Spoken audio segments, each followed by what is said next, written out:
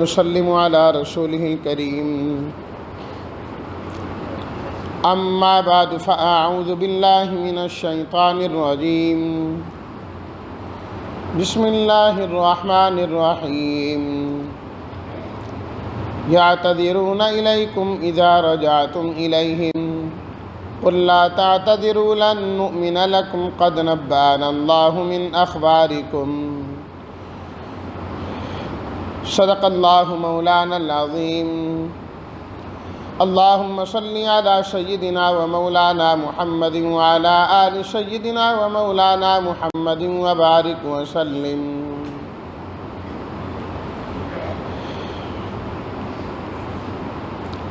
11واں سپارہ اور 12ویں کا ایک پاؤ تراویح میں رات تلاوت کیا گیا ہے۔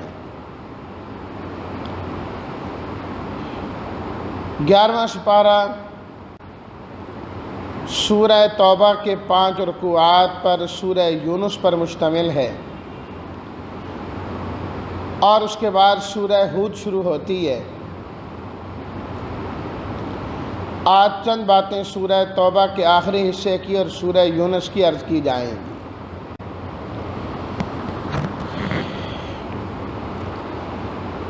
سورہ توبہ کے اس آخری حصے میں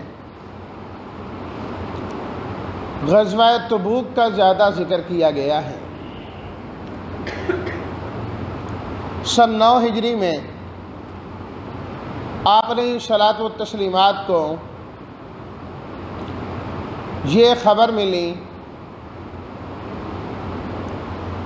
کہ شام کا جو شاہ غسان ہے وہ مدینہ پر چڑھائی کا ارادہ رکھتا ہے، اور جو روم کا بادشاہ ہے اس سے وہ مدد حاصل کرنا چاہتا ہے، کیونکہ اس زمانے میں یوسی کے ماتحت ہی آتا تھا، شام کا حصہ تھا، اور روم کے ماتحت اس کی حکومت قائم تھی۔ آپ علیہ الصلاۃ والتسلیمات کو جب علم ہوا تو آپ نے فرمایا کہ ہیں وہ کیوں آئے، ہم چلتے ہیں جو ہمارے خلاف تیاری کر رہے ہیں۔ غزوہ احزاب کے بعد ہی نبی کریم صلی اللہ علیہ وسلم نے فرما دیا تھا آج کے بعد کافر چل کے نہیں آئیں گے، ہمیشہ ہم جایا کریں گے۔ فرمایا وہ دن گئے جب یہ چڑھائی کے لیے مدینہ پر آتے تھے، اب جس نے ہمارے خلاف کچھ کیا ہم چل کے پوچھنے جائیں گے اسے۔ آپ علیہ الصلاۃ والتسلیمات نے اعلان فرما دیا، گرمی کا موسم ہے، کھجوریں پکی ہوئی ہیں، سفر لمبا 1 مہینے کا سفر ہے، اور مقابلہ جن لوگوں کے ساتھ ہے ان کی منظم فوج ہے۔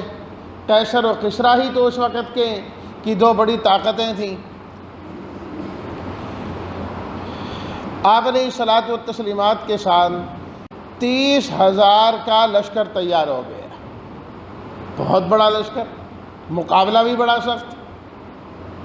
اللہ اکبر۔ آپ علیہ الصلاۃ والتسلیمات تشریف لے گئے، اور آپ نے روم کے بادشاہ کو خط لکھا اور اس کو ایمان لانے کی ترغیب دی۔ وہ خط پڑھ کے بڑا متاثر ہوا اور اس نے ایمان لانے کا ارادہ بھی کیا، لیکن اس کی عوام نے اس کا ساتھ نہ دیا، اس وجہ سے وہ ایمان نہ لایا۔ لیکن اتنا فائدہ ہو گیا کہ اس نے شامیوں کی مدد نہ کی۔ صحابہ کرام پہنچ گئے، اور جب انہوں نے دیکھا کہ یہ رومی ہماری مدد نہیں کر رہے ہیں تو وہ بھی لڑنے سے ڈر گئے، مقابلے میں آئے ہی نہیں، بھاگ گئے۔ مسلمان وہاں رہے، تجارت کی، اور سلامتی کے ساتھ اور تجارتی نفع کے ساتھ واپس آ گئے۔ وہ صحابہ کرام جنہوں نے اس موقع پر حیل و حجت سے کام نہیں لیا، بس آپ نے اعلان کیا، یہ نہیں دیکھا کہ اتنا لمبا سفر کون کرے گا۔ آج بھی مدینہ سے تبوک 500 کلومیٹر سے زیادہ کا سفر ہے، پھر گرمی کا موسم، پیدل جانا، اور پھر مدینہ میں موسم بھی وہ جو کھجوریں پکنے کا ہے، سال بھر کا ان کا خرچ اسی سے چلتا تھا۔ جو صحابہ کرام فوراً تیار ہو گئے، اللہ تعالیٰ نے سورہ توبہ کے اس حصے میں ان کی بار بار تاریخیں بیان کی۔ اللہ نے بار بار فرمایا وعد اللہ المؤمنین والمؤمنات جنات تجری من تحتها الانہار، اللہ نے ان ایمان والے بندوں سے اور بندیوں سے وعدہ کر لیا ہے جنت کا، جہاں نہریں چلتی ہوں گی، جاری ہوں گی، ومساکن طیبۃ، عمدہ عمدہ اللہ ان کو رہائشیں دیں گے، ورضوان من اللہ اکبر، اور اللہ کی رضا تو سب سے بڑی چیز ہے، اللہ ان کو اپنی رضا نصیب فرمائیں گے۔ اور بلکہ اللہ تعالیٰ نے آیت نمبر 100 کے اندر تو فرمایا کہ یہ جو مہاجرین اور انصار میں سے وہ لوگ جو نیکیوں میں آگے آگے بڑھتے ہیں، آگے آگے بڑھتے ہیں، میں ان سے اتنا خوش ہوں، اتنا خوش ہوں، اتنا راضی ہوں کہ والذی نتبعوہم بإحسان، جو اخلاص کے ساتھ ان کے نقش قدم پر چلے گا میں اس سے بھی راضی ہو جاؤں گا۔ ان سے تو ہوں ہی ہوں، ان کے نقش قدم پر چلنے والے سے بھی راضی۔ فرمایا ان اللہ اشتری من المؤمنین انفسہم، یہ تو وہ لوگ ہیں ایمان والے جنہوں نے اپنے نفسوں کو بیچ دیا ہے، اپنی جان، اپنا مال اللہ کے حوالے کر دیا، اور اللہ نے جنت ان کے نام لگا دی ہے۔ فرمایا یہ تو وہ لوگ ہیں یقاتلون فی سبیل اللہ، یا اللہ کے راستے میں جہاد کرتے ہیں، خود شہید ہو جاتے ہیں، اوروں کو قتل کرتے ہیں۔ اللہ اکبر۔ التائبون العابدون الحامدون، فرمایا ہمیشہ توبہ کرتے رہتے ہیں، اللہ کی عبادت کرتے رہتے ہیں، اللہ کی حمد کرتے رہتے ہیں، جہاد کرتے ہیں، رکوع سجدے کرتے ہیں، اچھی باتوں کا حکم دیتے ہیں، بری باتوں سے روکتے ہیں، اللہ کی حدود کی حفاظت کرتے ہیں۔ وَبَشِّرِ الْمُؤْمِنِينَ، فرمایا میرے حبیب ایسے ایمان والوں کو آپ خوشخبری عطا فرماتے ہیں۔ 6-7 مرتبہ اللہ تعالیٰ نے ان مخلصین کا ذکر کیا۔ اس کے ساتھ ایمان والوں کی 2 جماعتیں اور بھی تھیں۔ ایک جماعت تو ان ایمان والوں کی تھی جو اس غزوے میں شرکت نہ کر سکے، اور ان کا عذر بھی کوئی نہیں تھا، بغیر عذر کے حضرت ابو لبابہ رضی اللہ تعالیٰ عنہ اور ان کے ساتھی، تقریباً 7 ساتھی بنتے ہیں۔ آپ علیہ الصلاۃ والتسلیمات جب واپس تشریف لائے تو انہوں نے اپنے آپ کو مسجد نبوی کے ستونوں سے باندھ دیا، مسجد نبوی کے ستونوں سے، کہ ہم تو مجرم ہیں، جو ہمارے لیے سزا ہوگی، تجویز ہوگی، ہم بھگتنے کو تیار ہیں۔ اللہ تعالیٰ نے ان کے متعلق فرمایا وآخرون اعترفوا بذنوبہم خلطوا عملا صالحا وآخر سیئا، فرمایا یہ وہ ہیں جنہوں نے اپنے گناہوں کا اعتراف کیا، غلطی کا اعتراف کیا ہے، بڑے اچھے اچھے ان کے عمل ہیں لیکن ان سے کمی بھی ہو گئی ہے، وآخر سیئا، چلو ان کی توبہ بھی قبول ہوگی۔ ان کی توبہ کے لیے آیت نازل ہو گئی،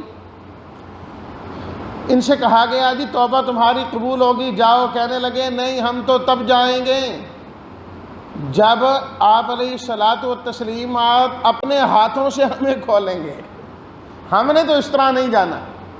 آپ علیہ الصلاۃ والتسلیمات نے اپنے دستے مبارک سے ان کو کھولا۔ آج بھی ریاض الجنہ میں ستون ابو لبابہ موجود ہے، اس کے ساتھ انہوں نے اپنے آپ کو باندھا اور یہاں ان کی توبہ قبول ہوئی۔ تیسری جماعت 3 افراد پر مشتمل ان صحابہ کرام کی تھی جن میں حضرت کعب بن مالک، حضرت ہلال، حضرت مرارہ رضی اللہ تعالی عنہم 3 تھے، یہ بھی بغیر عذر کے نہ جا سکے۔ حضرت کعب فرماتے ہیں کہ جتنا میں خوشحال ان دنوں میں تھا میں تو کبھی بھی نہیں تھا۔ میں نے کہا میرے پاس سواریاں موجود ہیں، 1 نہیں 2 سواریاں موجود ہیں، لشکر کو جانے دو، میں بس فوراً پیچھے چلا جاؤں گا اور ان کے ساتھ مل جاؤں گا۔ روزانہ صبح سے شام، شام سے صبح اس طرح کرتے کرتے کرتے لشکر تبوک پہنچ گیا اور میں مدینہ رہ گیا۔ آپ علیہ الصلاۃ والتسلیمات نے تذکرہ بھی کیا کہ وہ کعب نظر نہیں آ رہے، تو کسی نے کہا جی آج کل خوشحال ہے، کیا اس کے کہنے؟ دوسرے صحابی نے کہا ایسی بات نہ کرو، مخلص آدمی ہے، بس کوئی وجہ بن گئی ہوگی۔ فرماتے ہیں کہ وہ وقت آیا کہ آپ علیہ الصلاۃ والتسلیمات مدینہ منورہ واپس تشریف لائے،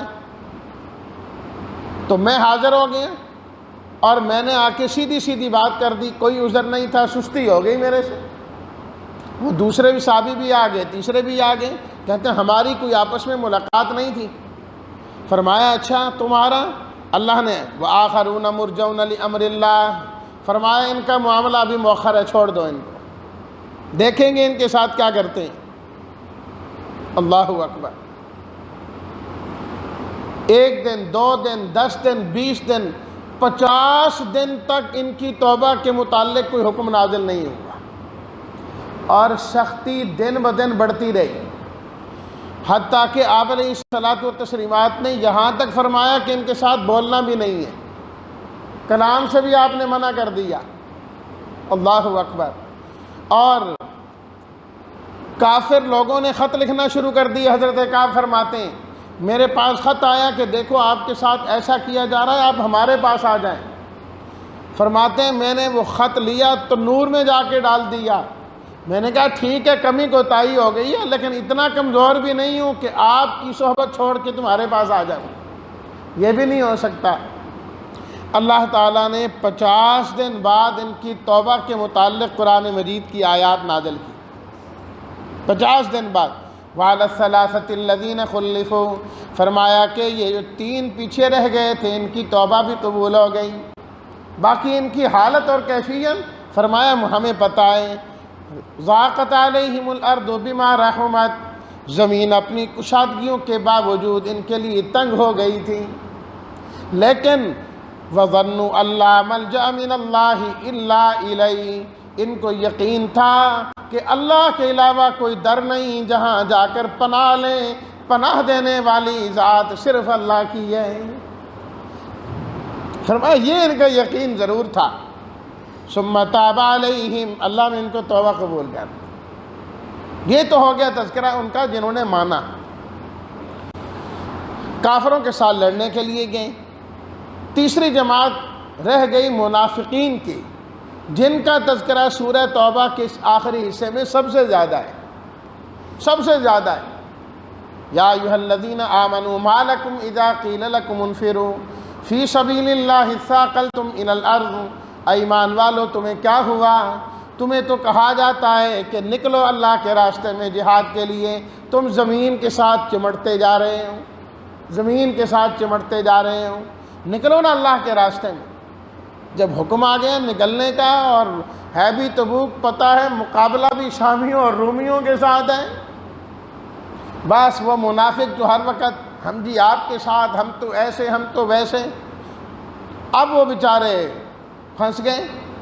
بہت سارے منافق تو پہلے ہی آگے، جی میرا تو یہ عذر ہے، میرا یہ عذر ہے، مجھے یہ پریشانی ہے، آپ مجھے اجازت دے دیں، میں جا نہیں سکتا۔ اللہ اکبر۔ اللہ تعالیٰ نے ذکر کیا وَمِنْهُمْ مَنْ يَقُولُ اُذْن لِّي وَلَا تَفْتِنْ، ایک آیا کہنے لگا جی آپ تو ادھر جا رہے ہیں شام کے علاقے میں، رومیوں کے علاقے میں، وہ سنا ہے کافر اور ان کی عورتیں بڑی خوبصورت ہوتی ہیں، میں عاشق مزاج آدمی ہوں، کہیں فتنے میں نہ پڑ جاؤں، آپ مجھے بس اجازت دے دیں، میں ایک نری مصیبت میں پھنس جاؤں گا۔ اللہ تعالیٰ نے فرمایا یہ پہلے تھوڑی مصیبت میں پھنسا ہوا ہے کہ آگے سے ڈرتا ہے، منافقت کوئی تھوڑا فتنہ آزمائش ہے جس میں یہ پڑا۔ بہرحال جب انہوں نے اجازت مانگی تو آپ نے دے دی اجازت، ٹھیک ہے ہمیں کیا نہیں جاتے تو نہ جاؤ۔ اللہ نے قرآن مجید کی آیت نازل کر دی عفا اللہ عنک لما اذنت لہم حتی یتبین لک الذین صدقوا، میرے حبیب آپ نے اجازت دی، ٹھیک ہے آپ نے جو کیا، لیکن آپ کو اجازت دینی نہیں چاہیے تھی، پتہ لگتا نا کہ یہ مومن ہے کہ منافق ہے، بات ماننے والے ہیں یا بھاگنے والے ہیں، نفاق ان کا پتہ لگ جاتا۔ دوسری قسم کے منافق لوگ وہ تھے جو دیکھا دیکھی چلے تو گئے، لیکن راستے میں وہ شرارتیں ہی کرتے رہے، ایمان والوں کے خلاف باتیں، قرآن کے خلاف باتیں، اللہ کے نبی کے خلاف باتیں، جب انہیں کہا جاتا کہ یہ تم کیا کر رہے ہیں، یہ کیا طریقہ تم نے اختیار کیا ہے، وہ کہتے انما کننا نخوض ونلعب، بس یہ کھیل تماشا کر رہے ہیں، لمبا سفر ہے، تھکاوٹ ہو جاتی ہے تو اس لیے ہم ذرا دل لگی کر لیتے ہیں، باقی ایسی بات کوئی نہیں ہے، کلچر ہے ہمارا۔ اللہ نے فرمایا قل اب اللہ و آیاتہ و رسولہ کنتم تستہزئون، کیا تمہیں کھیل اور تماشے کے لیے اللہ اور اللہ کا رسول اور اس کی آیات ملی ہوئی ہیں؟ فرمایا نانا یہ تو جائز ہی نہیں ہے۔ دیکھیں نا آپ علیہ الصلوۃ والتسلیمات کے خاکے شاہ کی ان بدبختوں نے، نہیں جی ہمارا تو کلچر ہے۔ فرمایا کلچر رکھو اپنے پاس، جہاں بات اللہ اور اس کے رسول اور اس کی آیات کی آ جائے قطعاً کوئی چیز قابل برداشت نہیں اسے برداشت کیا جائے گا۔ تیسرے نمبر کے منافق وہ تھے جنہوں نے یہ پروگرام بنایا کہ آپ علیہ الصلوۃ والتسلیمات جب واپس آئیں گے نا تو پہاڑی راستوں سے جب گزر رہے ہوں گے تو ہم اوپر سے پتھر پھینک دیں گے، نعوذ باللہ من ذالک، آپ علیہ الصلوۃ والتسلیمات کی شہادت ہو جائے گی۔ اللہ تعالیٰ نے وحی کے ذریعے سے پہلے ہی بتا دیا کہ انہوں نے ایسی پلاننگ کی ہے، آپ نے اس راستے سے نہیں جانا، آپ اپنا راستہ بدل لیں، راستہ ہی بدل لیں۔ ایسا ہی ہوا، اور پھر جب ان سے کہا گیا تو وہ معذرت کرنے لگے، نہیں جی ہم نے ایسی کوئی بات نہیں کی۔ اللہ تعالیٰ نے فرمایا جھوٹ بولتے ہیں، انہوں نے یہ سب معاہدے کیے تھے، آپس میں کیے تھے انہوں نے یہ معاہدے۔ اور اسی طرح ایک خاص منافق کا ذکر کیا کہ آپ علیہ الصلوۃ والسلام سے آ کے کہنے لگا اللہ تعالیٰ نے مجھے مال دیا، دولت دیا، یہ ساری چیزیں دی نا، تو بس میں تو بڑا صدقہ کروں گا، سب کچھ کروں گا۔ جب اللہ تعالیٰ نے مال و دولت دے دیا تو اب وہ پھر گیا، یہ جی زکوٰۃ دیں، یہ تو ٹیکس ہوتی ہے، یہ ہم کس لیے دیں؟ فرمایا یہ منافق تو وہ ہیں جو ایمان والوں پر لعن طعن کرتے ہیں، کیونکہ اس موقع پر آپ علیہ الصلوۃ والتسلیمات نے خرچ کرنے کا بھی حکم دیا کہ بھئی لمبا سفر ہے، جہاد ہے، 30,000 کا لشکر ہے، تو اس کے لیے خرچ بھی چاہیے۔ تو صحابہ کرام نے بعض نے جن کے پاس تھا، حضرت عثمان بن عفان رضی اللہ تعالیٰ عنہ، وہ جو مشہور واقعہ ہے کہ 300 اونٹ بما سامان کے دیے، وہ یہی موقع تھا، 10,000 درہم یا دینار وہ بھی لا کے پیش کیے، اور آپ علیہ الصلوۃ والتسلیمات نے فرمایا آج کے بعد عثمان کوئی عمل بھی نہ کرے، نجات کے لیے یہی کافی ہے۔ کہنے لگے دیکھا ہے اتنے دیتے ہیں، دکھلاوا مقصد ہے۔ بعض صحابہ کرام جن کے پاس کچھ نہیں، بڑی مشکل سے انہوں نے مزدوری کی، 1-2 کلو کھجوریں لا کے دے دیں، کہا ہمارا حصہ بھی بڑھ جائے گا، آپ قبول فرمائیں۔ کہنے لگے دیکھو اللہ کو ان کے 2 کلو کھجوروں کی ضرورت تھی، یہ لا کے دینے لگے۔ فرمایا دیکھو ان کو جو زیادہ دیں وہ بھی برداشت نہیں ہے، کم دیں وہ بھی برداشت نہیں ہے، مذاق کرتے ہیں۔ فرمایا سب بدلے ہم دیں گے۔ یہ منافق، فرمایا ان میں سے کوئی مر جائے وَلَا تُصَلِّ عَلَىٰ أَحَدٍ مِّنْهُمْ مَاتَ أَبَدًا، آپ نے ان کی نماز جنازہ بھی نہیں پڑھانی اور قبر پر استغفار کے لیے بھی نہیں جانا، منع کر دیا۔ عبداللہ بن ابی جب مرا تو آپ علیہ الصلوۃ والتسلیمات تیار ہوئے جنازے کے لیے، آپ نے اپنی قمیص بھی پہنائی، لعاب مبارک بھی اس کے منہ میں ڈالا۔ حضرت عمر رضی اللہ تعالیٰ عنہ نے منع بھی کیا کہ اے منافق آدمی ہے چھوڑیں۔ فرمایا مجھے منع تو نہیں کیا گیا نا، اللہ نے قرآن مجید کی آیت نازل کر دی کہ یہ جنازہ مرنے والے کے لیے دعائے استغفار ہوتی ہے، اور کسی کافر کے لیے استغفار نہیں ہو سکتا اس کے مرنے کے بعد۔ ما کان للنبی والذین آمنوا ان یستغفروا للمشرکین، کسی نبی کے لیے اور ایمان والوں کے لیے مناسب ہی نہیں ہے، جائز ہی نہیں ہے کہ وہ مشرکوں کے لیے استغفار کریں، بالکل منع کر دیا۔ فرمایا اس کی اجازت نہیں ہے۔ اللہ اکبر۔ اور ایک گروہ منافقین کا وہ بھی تھا، اللہ اکبر، جنہوں نے مسجد ضرار بنائی۔ ابو عامر ایک یہودی تھا، پھر عیسائی ہوا، اور اس نے مسلمانوں کو دھوکہ دینے کے لیے مسجد قباء کے قریب مسجد بنائی، بظاہر نام مسجد کا دیا کہ تاکہ لوگوں کو گمراہ کیا جائے۔ غزوہ تبوک پر جانے سے پہلے وہ آپ کے پاس آئے، وہ لوگ خود تو بھاگ گئے اس کے کرندے۔ اس نے کہا کہ یہاں پر میرے لیے ایک جگہ بناؤ، میں رومیوں سے مدد حاصل کر کے مدینہ پر چڑھائی کروں گا اور ان کو یہاں سے بھگائیں گے۔ بظاہر انہوں نے مسجد کا نام دیا۔ آپ علیہ الصلوۃ والتسلیمات کے پاس آئے، جی آپ آئیں، ہم نے ایک مسجد بنائی ہے، آپ اس کا افتتاح فرما دیں، پہلی نماز پڑھا دیں، دعا کرا دیں آپ، پھر ہم نماز پڑھتے رہیں گے۔ آپ نے فرمایا ابھی تو میں جہاد کے لیے جا رہا ہوں، واپسی پہ انشاءاللہ۔ اللہ تعالیٰ نے واپسی پر قرآن مجید کی آیات اتار دی، فرمایا کہ یہ جو بنا رہے ہیں مسجد، یہ نماز کے لیے تھوڑی بنا رہے ہیں، انہوں نے تو ایمان والوں کو تکلیف پہنچانی ہے، ذرات تکلیف پہنچانی ہے، اور جو اللہ کے دشمن ہیں ان کا ٹھکانہ بنایا جا رہا ہے۔ لا تقم فیہ ابدا، آپ کبھی بھی اس میں جا کے کھڑے نہ ہوں۔ فرمایا بس وہ مسجد جو پہلے سے موجود ہے، لمسجد اسس علی التقوی من اول یوم احق ان تقوم فیہ، وہ مسجد جس کی بنیاد تقوی پر رکھی گئی پہلے دن سے، آپ نے وہیں پر جانا ہے، کھڑا ہونا ہے، مسجد قباء۔ تعریف بیان کی، اور آج بھی آیت کا یہ حصہ مسجد قباء کے محراب پر لکھا ہوا ہے، لمسجد اسس علی التقوی من اول یوم۔ فرمایا کہ جو باوضو ہو کر وہاں پر جائے اور نفل ادا کرے، اللہ اسے عمرے کے ثواب عطا فرما دیتے ہیں۔ مسجد الحرام، مسجد نبوی اور مسجد اقصی، ان تین مسجدوں کے بعد جو فضیلت والی مسجد ہے چوتھی، وہ مسجد قباء ہے۔